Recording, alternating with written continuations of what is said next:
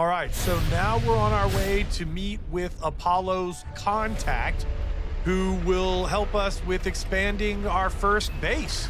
So I guess we're going to be building a base in this episode. Apollo's contact is not in the system we're in, but they're only one little jump right to the next system over. And we're here, the Comigo system, discovered by Marsh the Fox, a Vy'Keen system with a critical conflict level. So I guess it doesn't matter if we get into a fight over here. They're already at war. But before we take out all the traitors in this system, let's push the main storyline. Artemis's, or Apollo's, contact is here in the space station. So let's go see what that's all about. All right, so where's my marker? It's on this guy up here. Oh, a Vy'Keen dude. What's up, brother? Do you know Apollo? Rah, interloper, you are late. You were supposed to arrive minutes ago. Nonetheless, the price has been paid, and I have obtained the requested upgrades, new modules for your base, and protection against the elements. Where is your base sited? What sort of hazard protection meets your needs? Well, I think we get to choose a free upgrade now. Toxic is where we're actually built at, but radiation is the one that I'm missing, so I'm going to take that just because it's a freebie. Wisdom, traveler entity. From your expanded base, you will be able to explore freely and return from any station. May the light of the Atlas watch over you. All right, so we got all of our basic construction stuff, including our first exocraft pad there from this dude. Nice. All right, and that's also our first sort of lore clue that the Vy'Keen are pro-Atlas. They're like the Atlas and the Sentinels. That's a good thing. Might as well check out the exocraft merchant. God, Uthwal, interloper, on top not. Why are you calling me interloper, brother? You know my name is Traveler. Let's look through and see what we got here. An exocraft laser module sounds like it would be a pretty good idea when we make our first exocraft. Nothing else popping out at me would be really awesome. And I don't want to spend all of our nanites. We don't have anything we can sell. So we'll just keep it at that one for now. And it makes sense to me that we build our base near our settlement, so we can kind of keep both of those going on at the same time. And since we're thinking about multitasking, why not go back via our freighter? That seems like a good idea. That way we can send off all of our frigate missions as well. Hey, that's not Mr. Perfecto. What are you doing in Mr. Perfecto's office? Steward Yunkum seems to revel in the diversity of freighter living. They shift restlessly while the vessel is stationary, fingering their multi-tool, anticipating the next warp jump. What are you guys doing? Entity Rack, combat specialist from one of my freighters. So you're fraternizing with my crew. You're literally inside of him right now. What are you talking about? You don't know what I'm talking about. Oh, gosh, running a pirate crew. These guys are freaking nuts. At least no one's messing around in my office. Y'all better not be doing that in my office. I'm gonna have to tell the squadron commander about this. All right, Navigator, have you got some good expeditions for me today? All right, a bunch of 2 stars, one star.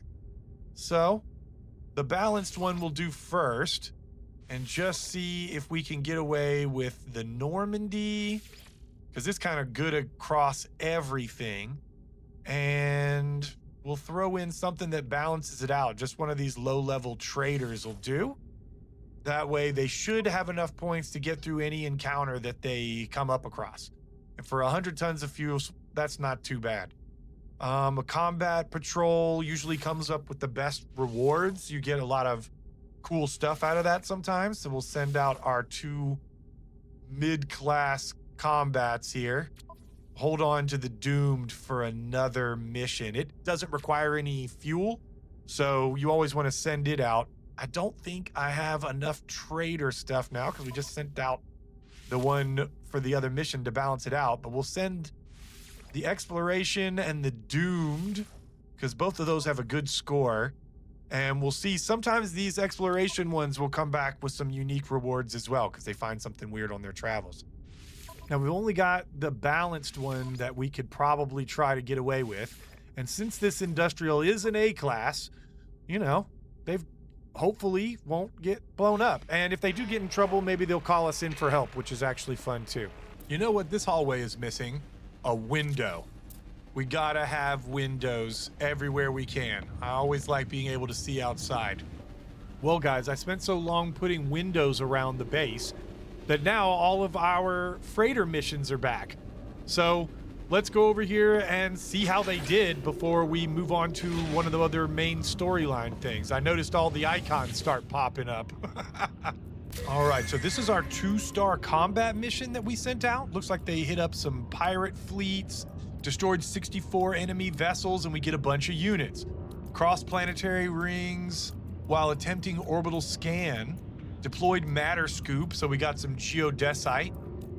Haunted and destroyed Vy'Keen smugglers, bounty collected, so another, $250,000.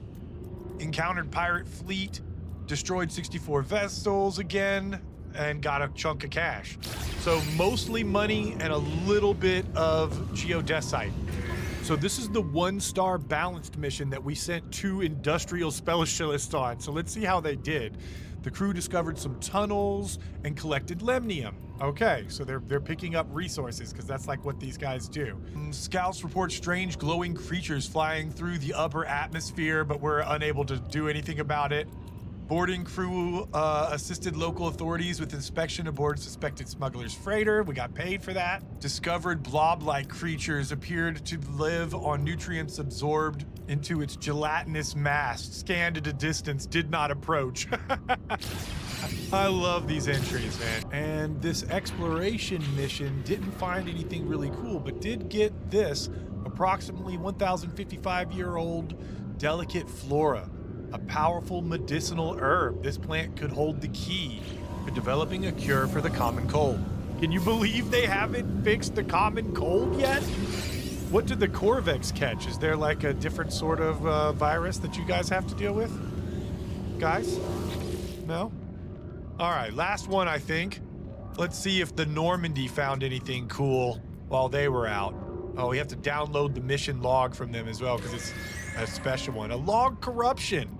Nice. Scouts reported sighting of haunting organic formations on nearby planetary surface.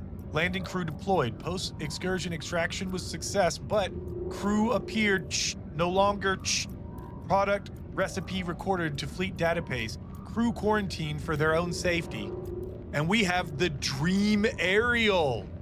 Okay, the Dream Aerial is a really, really, really important artifact that we're going to use to get our first living frigate. But they were attacked. Crew had been developing experimental weapons technology, used opportunity to conduct live fire tests. Highly successful, all hostiles destroyed, and bounty claimed. We got some geodesite for that one. Abnormalities detected in scanner data. Solar wind extremely high. Okay, so they did fail some of their stuff. We did get a box of rare residue, though.